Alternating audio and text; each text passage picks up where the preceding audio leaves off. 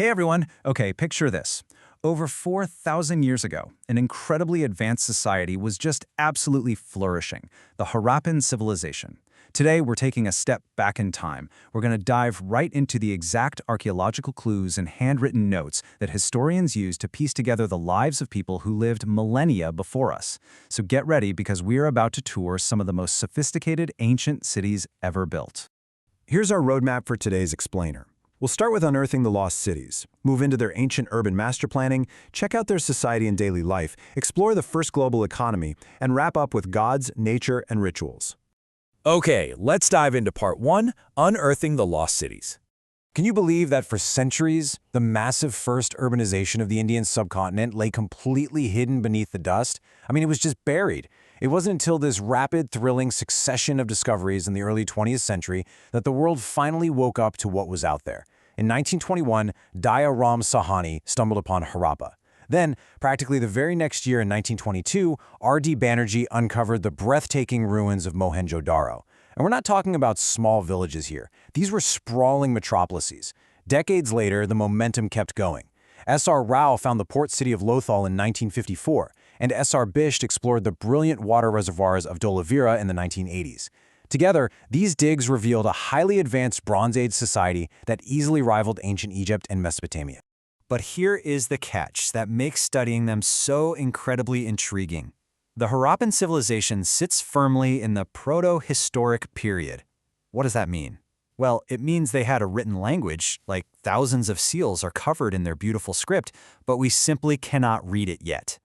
Because their words are still a total mystery, we basically have to act like detectives.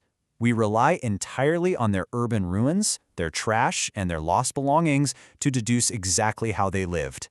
Moving right along to Section 2, Ancient Urban Master Planning. Now, what's really interesting about this slide is how these historical notes reveal meticulous details about their construction.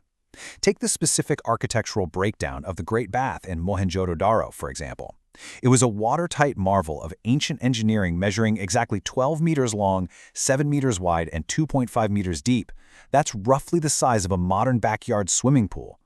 These notes prove that their advanced construction wasn't just some happy accident. It was the result of deliberate, mind-blowing mathematics and engineering. Imagine you walked into a major Harappan city. You'd immediately notice the strict division. On one side, you had the citadel. This was a raised, walled, and highly fortified area.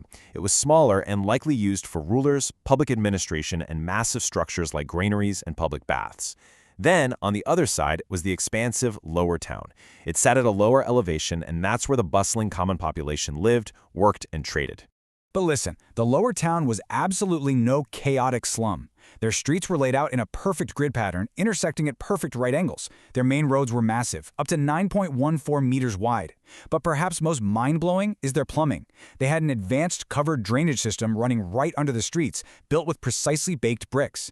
They even engineered loose bricks into the drain specifically for easy cleaning by city workers. And every single house was connected to this central drainage.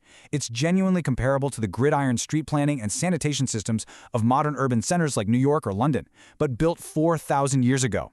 And when you zoom into the individual houses, you see a completely different side to their psychology. Housing was fiercely private. Instead of opening up onto the busy, noisy main streets, their front doors actually opened into quiet back alleys. Inside, homes centered around peaceful, private courtyards, complete with indoor kitchens and even their own private wells. So, what does this tell us? These architectural choices clearly reveal a society that deeply, deeply valued personal privacy, strict hygiene, and domestic peace. Let's step off the streets and into Section 3, Society and Daily Life. You know, it's super easy to think of ancient people as totally alien to us, but honestly, they were incredibly relatable. They wore comfortable garments of cotton and wool. Fashion was clearly a big priority. Both men and women adorned themselves with heavy jewelry, like necklaces and armlets. Women wore these striking bangles. In fact, the city of Kalibangan literally translates to black bangles because archaeologists found so many there.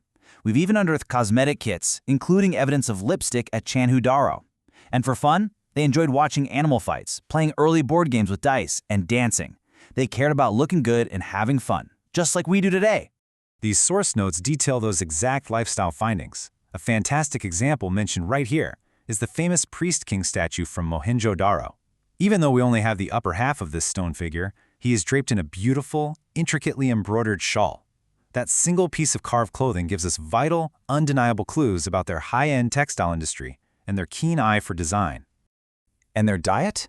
Just as rich and diverse as their clothing. They definitely weren't just scraping by. They utilized their vast agricultural skills to cultivate a rich, plant-based diet of wheat, barley, mustard, and even early varieties of cotton.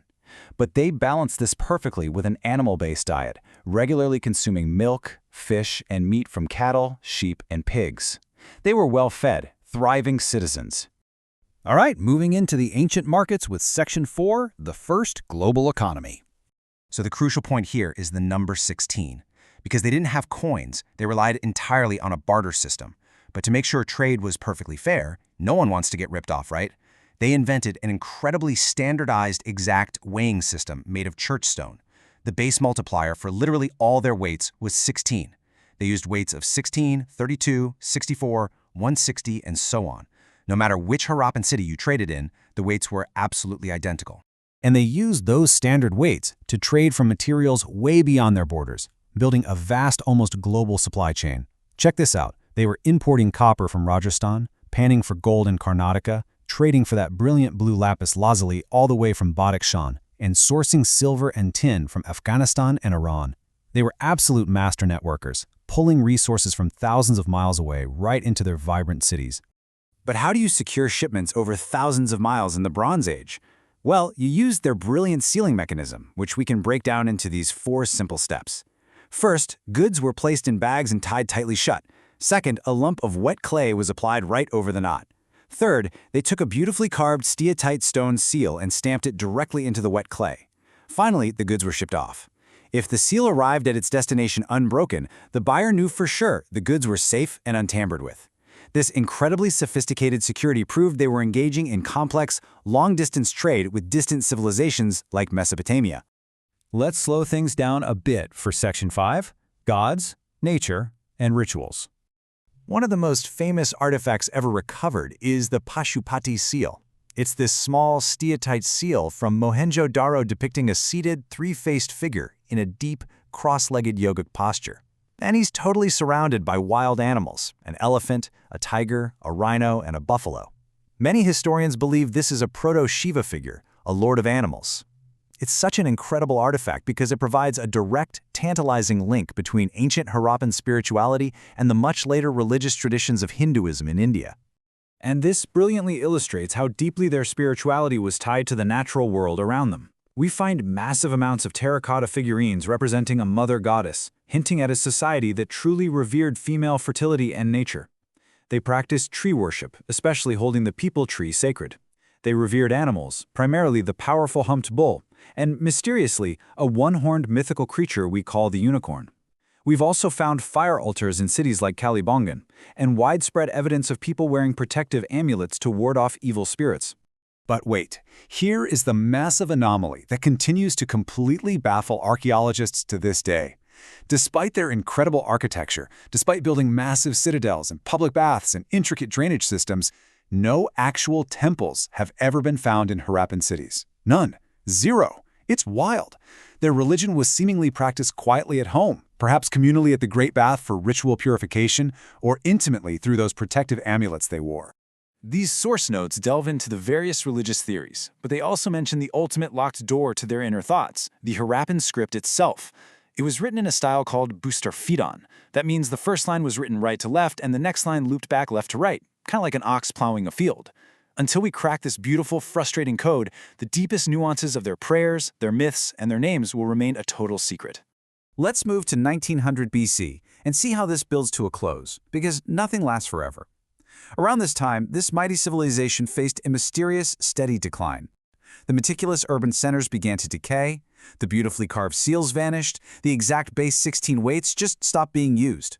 Slowly, the population abandoned the great cities and shifted back to a scattered, rural way of living.